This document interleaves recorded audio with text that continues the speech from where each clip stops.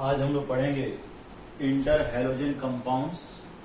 Inter halogen compounds यहाँ पर नाम से ही पता चलता है कि दो तरह के हैलोजेंस होंगे या बाइनरी कंपाउंड होगा।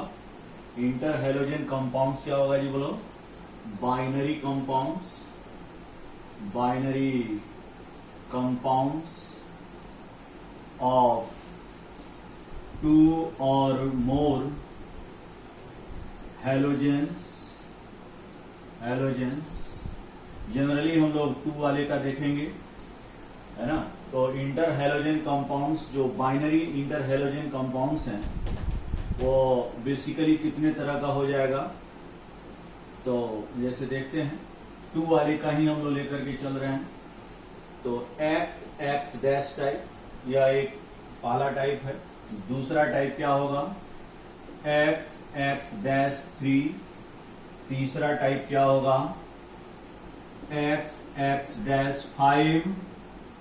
और नेक्स्ट और लास्ट जो होगा एक्स डैश 7। ठीक है। तो अब ये भी यहां पर हमेशा ध्यान देना है कि X जो है वह सेंट्रल एटम है। X हमेशा सेंट्रल एटम है इन सभी में, और X डैश जो है वह पेरिफेरल एटम्स हैं। X क्या है जी, बोलो? इसमें X is a central atom और X डैश जो है वह पेरिफेरल एटम। अच्छा, सेंट्रल एटम कौन हो सकता है? सेंट्रल एटम क्लोरीन हो सकता है, ब्रोमीन हो सकता है, आयोडीन हो सकता है। सबके लिए एक ही बात है, लेकिन कभी भी यह फ्लोरीन नहीं हो सकता। अब सेंट्रल एटम क्लोरीन क्यों नहीं हो सकता? कॉज क्या है? तो इसके कॉजेज दो हैं।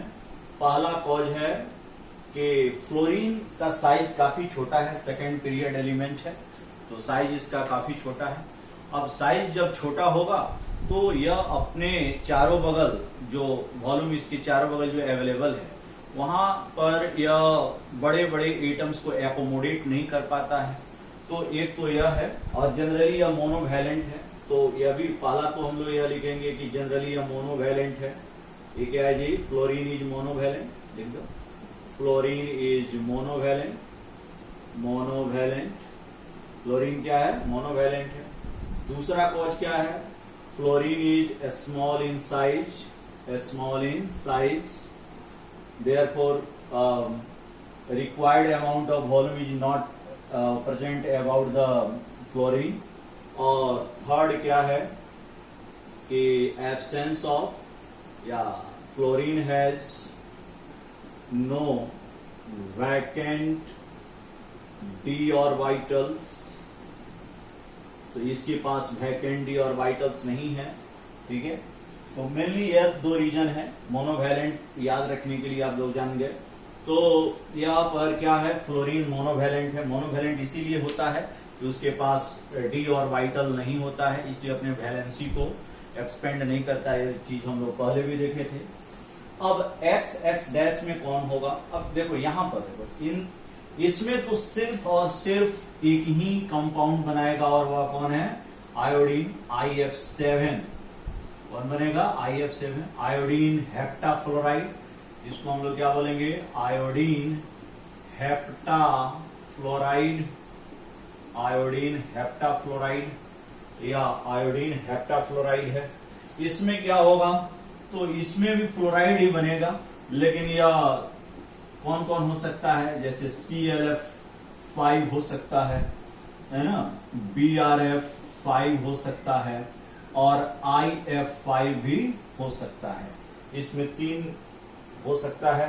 यहां पर अगर देखा जाए तो क्या क्या होगा जी, बोलो?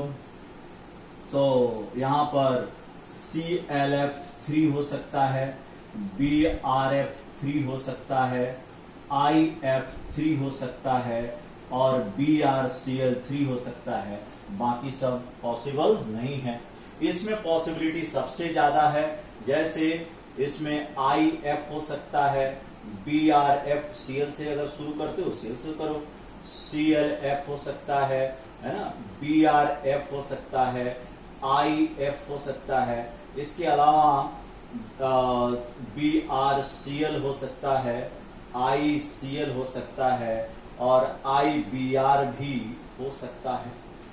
तो ये सब पॉसिबिलिटी हैं। जैसे अगर इसका नाम बोलना हो तो क्या बोलोगे? Chlorine monofluoride, chlorine monofluoride. तो यहां पर ध्यान देना है कि यहाँ पर सेंट्रल एटम कौन है? बोलो क्लोरीन, यहाँ ब्रोमीन, यहाँ आयोडीन। हमेशा बड़ा जो एटम होगा, सेंट्रल एटम कौन होगा? तो सेंट्रल एटम होने के लिए क्राइटेरिया यह होता है कि वो लार्जर इन साइज होना चाहिए। क्या होना चाहिए जी? बोलो लार्जर होना चाहिए, लार्जर होना चाहिए, लार्जर इन साइज। और दूसरा जो पॉइंट है इसका, वह क्या होना चाहिए कि इसका इलेक्ट्रॉन निगेटिविटी कम होना चाहिए, स्मॉलर इलेक्ट्रॉन निगेटिविटी। तो स्मॉलर इलेक्ट्रॉन निगेटिविटी होना चाहिए। ओके, लेकिन यह एक्स डैश कौन होगा? तो एक्स डैश जो है इसको हम और ऊपर लिख देते हैं। एक्स डैश, सब में एक्स डैश कौन होगा? तो जो स्मॉलर इन साइज होगा, स्मॉलर इन साइज होना चाहिए। और दूसरा क्या होना चाहिए? मोर इलेक्ट्रोनिगेटिव होना चाहिए, या मोर इलेक्ट्रोनिगेटिव होना चाहिए। तो हम लोगों ने देखा कि यह दोनों हैलोजन है, एक्स भी हैलोजन है और एक्स डैश भी हैलोजन है, एक्स भी हैलोजन है और एक्स डैश भी हैलोजन है। एक्स बड़ा एटम है जिसका इलेक्ट्रॉन निगेटिविटी छोटा हो सकता, छोटा होगा, जबकि एक्स डैश जो है वह छोटा एटम है और उसका इलेक्ट्रॉन निगेटिविटी ज्यादा है। मतलब लेस इलेक्ट्रोनिगेटिव सेंट्रल एटम का काम करेगा, मोर इलेक्ट्रोनिगेटिविटी पेरिफेरल एटम्स का काम करेगा। इसी तरह से अगर देखा जाए तो बड़ा एटम जो होगा वह लार्जर साइज के जो एटम्स होंगे वह सेंट्रल एटम का काम करेंगे, और स्मॉलर साइज का जो एटम है वह क्या काम करेगा?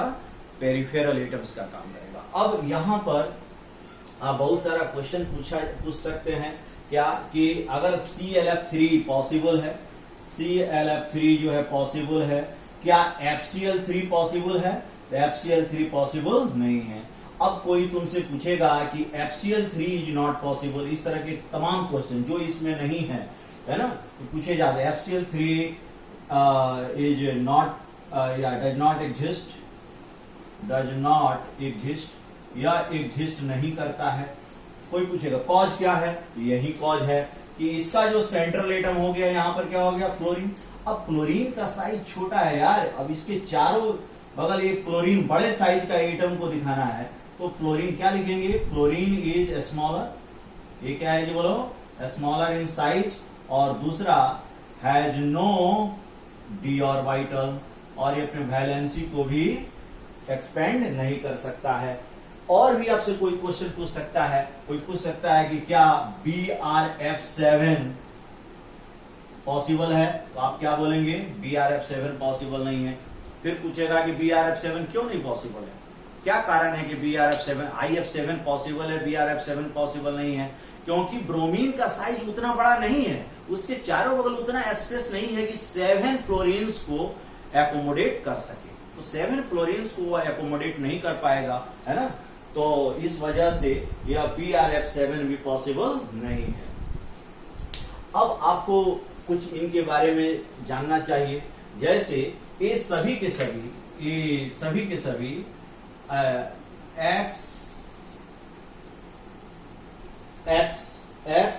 X-5 और X-7 ये सभी के सभी क्या होते हैं? कलरलेस होते हैं। क्या होते हैं जी? कलरलेस होते हैं। ये सभी के सभी क्या हैं? कलरलेस हैं, इनमें कोई कलर नहीं पाया जाता है। और भी बहुत सारे कलरलेस हो सकते हैं, इसको हम लोग देखेंगे।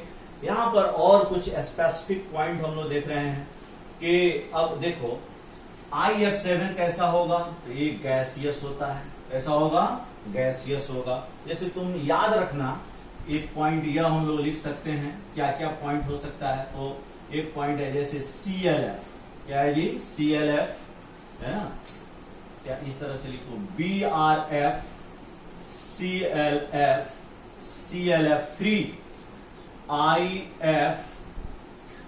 IF5 and IF7 are gaseous gaseous, while other all are either solid or liquid at room temperature, है ना। तो इन सबों को छोड़ करके बाकी जितने भी बच गए वे सभी गैसियस तो नहीं होते हैं, बल्कि क्या होते हैं बोलो, या तो सॉलिड होंगे या फिर लिक्विड होते हैं एट रूम टेम्परेचर। तो ये चीज हम लोगों को देखना है। अब यहां पर देखो कि जैसे ICl3 है, ICl यहां पर BrCl3, एक और तुम लिख सकते थे ICl3, ठीक है, ICl3, तो ICl3 भी लिख सकते थे। BrCl3 के जगह ICl3 ही लिखो, ज्यादा Cl को एकोमोडेट करना जो है वो काफी मुश्किल है। अब ICl3 जो होता है वो एग्जिस्ट करता है, एग्जिस्ट एज डाइमर। कैसे जी बोलो, डाइमर के रूप में एग्जिस्ट करता है, मतलब I2Cl6 के रूप में एग्जिस्ट करेगा। कैसे एग्जिस्ट करेगा, I2Cl6 के। तो यह भी एक बहुत ही अच्छा पॉइंट है कि कौन सा इंटर हैलोजन कंपाउंड है जो डाइमर के रूप में एग्जिस्ट करता है, तो वह कौन सा हो जाएगा, ICl3। ICl3 जो है वह क्या करता है, डाइमर के रूप में एग्जिस्ट करता है। अब देखो कैसे, तो ICl3, अब देखो I है, Cl है और Cl है, यहां पर I है, Cl और एक Cl। अब चूंकि इसके पास वैकेंट और वाइटल है, इसलिए यह लोन पेयर को एक्सेप्ट करेगा, तो कोऑर्डिनेट बॉन्ड का फॉर्मेशन करेगा। यहां पर यह लोन पेयर इससे ले लेगा और कोऑर्डिनेट बॉन्ड का फॉर्मेशन करेगा। और ये जो कंपाउंड है, ये कौन सा कंपाउंड है जी बताओ, बोलो, यह है I2Cl6। कौन सा कंपाउंड है, I2Cl6। I2Cl6 डाइमर है किसका, ICl3 का। किसका डाइमर है जी, ICl3 का। और भी कुछ पॉइंट्स हैं जिसको, जैसे IF। अब IF जो है वह अनस्टेबल या डिटेक्ट किया जाता है, कैसे, तो स्पेक्ट्रोस्कोपिकली डिटेक्ट होता है, डिटेक्टेड स्पेक्ट्रोस्कोपिकली, या कहां पर डिटेक्ट होता है जी, डिटेक्टेड स्पेक्ट्रोस्कोपिकली या डिटेक्ट किया जाता है, ठीक है। और भी तुम लोगों को जानना चाहिए, जैसे ये सभी तो कलरलेस हो गए, यहां पर ये भी कलरलेस होता है, दिस इज कलरलेस,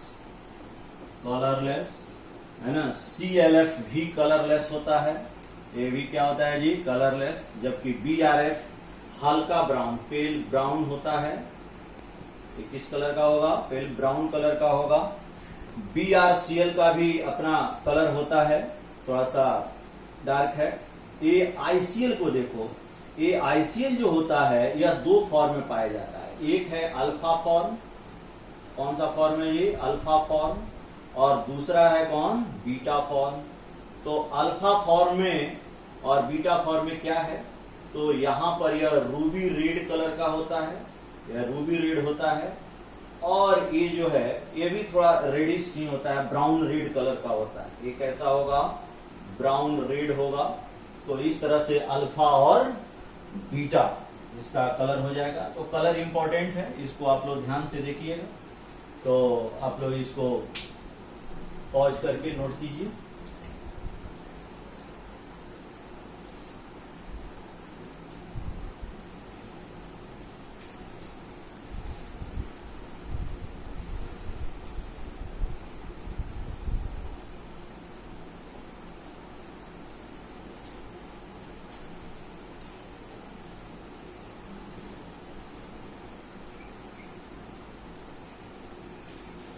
एक इंपॉर्टेंट पॉइंट क्या है कि जितने भी हैलोजेंस हैं, ऑल इंटर हैलोजेंस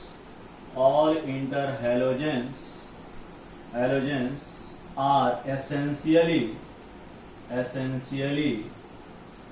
चलिए कोवेलेंट कंपाउंड्स एंड डायमैग्नेटिक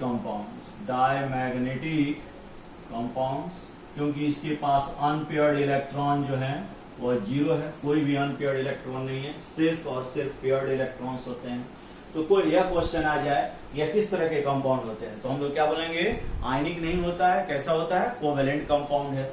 दूसरा क्या है, यह डाईमैग्नेटिक कंपाउंड है। क्यों डाईमैग्नेटिक कंपाउंड है जी, तो इसके पास अनपेयर्ड इलेक्ट्रॉन 0 है, मतलब सारे के सारे इलेक्ट्रॉन्स जो है वो क्या है, पेयर्ड है।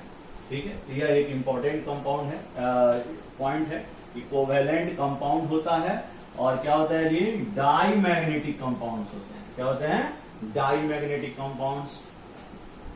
अगला पॉइंट क्या होगा कि ये जो इंटर हैलोजेंस हैं, इनका अगर तुम देखोगे फिजिकल प्रॉपर्टीज अगर तुम देखोगे, फिजिकल प्रॉपर्टीज, ठीक है, तो क्या होते हैं, तो यह इंटरमीडिएट होता है, इंटरमीडिएट बिटवीन किसके बोलो, तो जिससे यह बना हुआ है ना, intermediate between those of constituting halogens.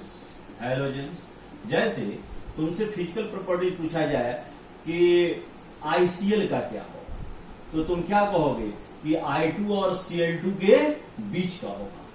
इसका प्रॉपर्टी, अब जो प्रॉपर्टीज हम लोग पर्टिकुलर पढ़ें, तो I2 और Cl2 के बीच, अब जैसे मास को लोगे तो इसके बीच में होगा, वॉल्यूम को लोगे तो इस तरह का आएगा। ठीक है, तो जनरली, लेकिन इसमें एक्सेप्शन है, और वह एक्सेप्शन क्या है, वह एक्सेप्शन है melting point and boiling point. अब मेल्टिंग पॉइंट बॉइलिंग पॉइंट क्या होता है, तो इंटर हैलोजेन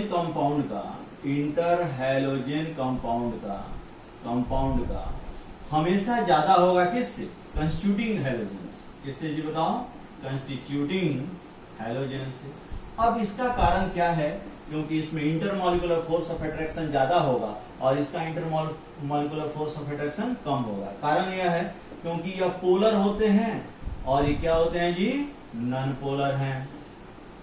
ठीक है, यहां पर ध्यान रखना है, जैसे तुमसे पूछा जाए कि I2, Cl2 और ICl में मेल्टिंग पॉइंट और बॉइलिंग पॉइंट किसका ज्यादा होगा, तो हम लोग तो कहेंगे कि I2 का ज्यादा होगा Cl2 से, लेकिन ICl का क्या होगा, तो इन दोनों से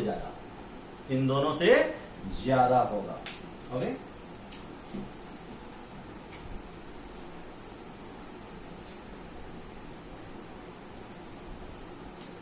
अब जैसे थर्मल स्टेबिलिटी की बात आती है, थर्मल स्टेबिलिटी, तो तुमको ये जानना चाहिए थर्मल स्टेबिलिटी जो इनका होता है वह डायरेक्टली प्रोपोर्शनल होता है इलेक्ट्रॉन नेगेटिविटी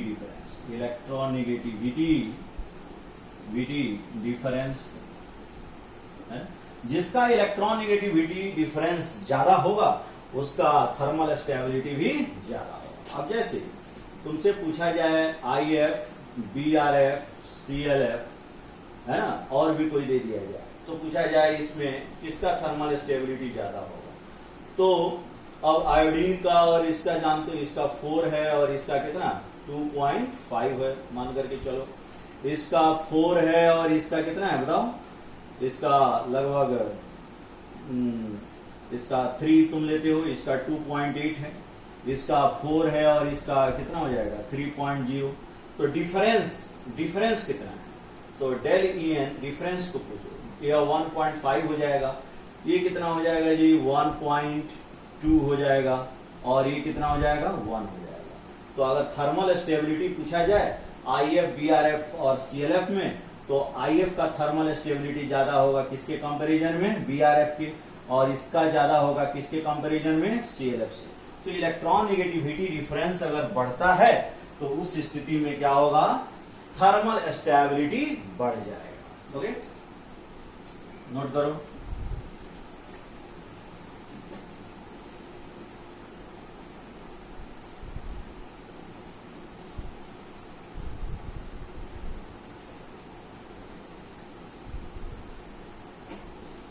अब देखो रिएक्टिविटी का क्या होगा। तो रिएक्टिविटी जो है वह क्या होता है, reactivity generally inter halogen compounds जो है वह ज्यादा रिएक्टिव होते हैं किससे, हैलोजन से। तो reactivity of inter halogen compounds is more than halogens है ना, एक्सेप्ट फ्लोरीन। फ्लोरीन जो है वह मोस्ट रिएक्टिव, F2 जो है वह क्या है जी, मोस्ट रिएक्टिव है। हम लोग ऑलरेडी पढ़ चुके हैं। Most reactive due to very low ΔHBD, इसका बॉन्ड एसोसिएशन एंथैल्पी बहुत कम होता है इस वजह से। जैसे तुमसे कोई पूछे कि F2 में है ना, F2 में और Br2 में, Cl2 में है ना, I2 में, ICl में रिएक्टिविटी ऑर्डर क्या होगा, तो तुम क्या बताओगे? तो ये तो जानते हो कि अगर इस ICl को हटा दिया जाए, इसको ICl को अभी हटाते हैं तो अभी रिएक्टिविटी ऑर्डर यह होगा, क्लोरीन इज मोस्ट रिएक्टिव।